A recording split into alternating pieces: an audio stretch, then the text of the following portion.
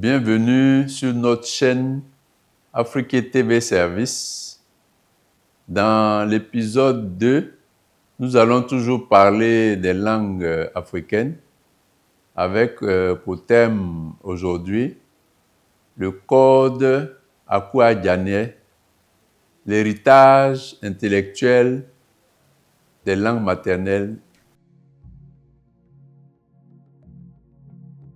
Akwa-Djaneh est un nom propre attribué dans la région du royaume de l'Indénié. Le nom Akwa-Djaneh est un nom composé de deux particules, Akwa et Djaneh. En fait, le nom Akwa est issu du système calendaire Akan et précisément Agni. Le nom Akwa est attribué à l'enfant, fille, qui naît mercredi. Et l'équivalent baoulé de Akwa est Aou. Mais à la différence que Aou est attribué le jour de jeudi. Djaneh est composé de deux particules. En fait, quand nous faisons l'analyse morphologique de Djaneh, nous avons Dja, qui fait référence à l'héritage Adja, et Anieh, justement, qui est le nom de la langue. Donc, nous comprenons aisément que le nom Akwa-Djaneh passe un message qui n'est pas visible au premier coup d'œil, et c'est pour cela que nous avons parlé de code. Et si nous rassemblons les différents morceaux que nous avons cités tout à l'heure, nous réalisons que Akwa-Djaneh véhicule le message de l'héritage intellectuel, puisque le nom est attribué mercredi, de la langue maternelle. Donc voilà ce que je tenais à exprimer d'entrée de jeu. Akwa-Djaneh est le code qui nous invite à nous intéresser aux langues maternelles en tant qu'héritage intellectuel.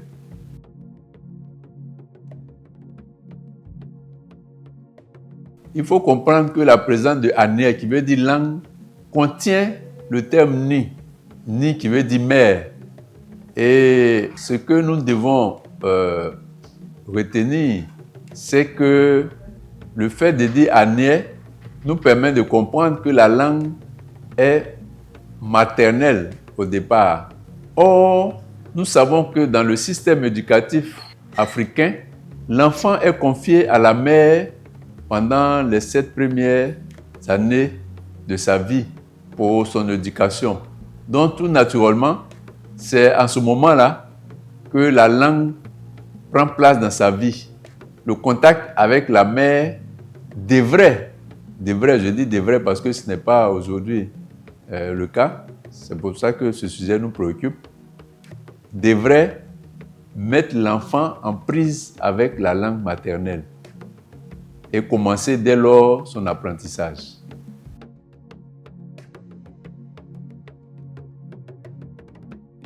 Dans l'épisode numéro 1, concernant justement les langues maternelles, disons langue africaine, qui avait pour thème langue africaine, langue codée, nous avons parlé de l'aspect assez particulier des langues africaines en tant que trésor de connaissances et de savoir. Donc, si les anciens ont tenu à générer ce nom Akwa-Djaneh, c'est parce qu'ils avaient sûrement une préoccupation. Comme il s'agit de transmission, et cette transmission est d'abord, je veux dire, intellectuelle, puisque c'est un savoir, je veux dire, qui est transmis. Ce sont des connaissances qui sont transmises. Mais au-delà, il y a même l'aspect, je veux dire, spirituel qu'il faut aussi voir. Mais les anciens nous avertissaient sûrement d'un danger.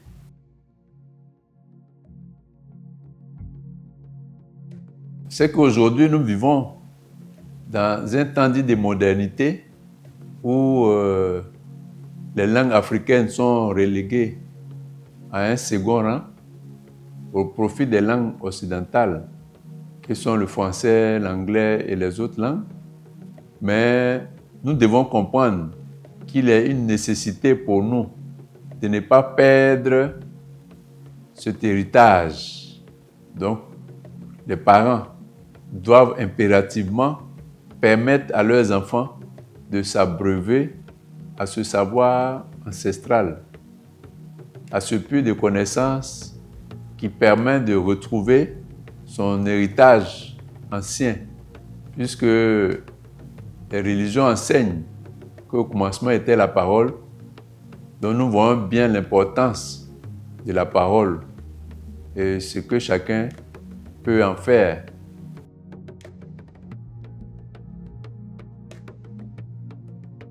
Akua Djanieh se présente comme le code qui a été mis en place par nos ancêtres pour ne pas que nous perdions le patrimoine que constitue la langue. Parce que comme nous l'avons dit, la langue est l'âme de nos peuples. Si nous devons résumer Akua Djanieh en une seule phrase, c'est de dire que la langue constitue un héritage que nous recevons de nos parents, tout naturellement. Donc, il est nécessaire, en tant que devoir, de la transmettre à nos descendants. Voilà, résumé en une seule phrase, l'intérêt et l'importance de ce code.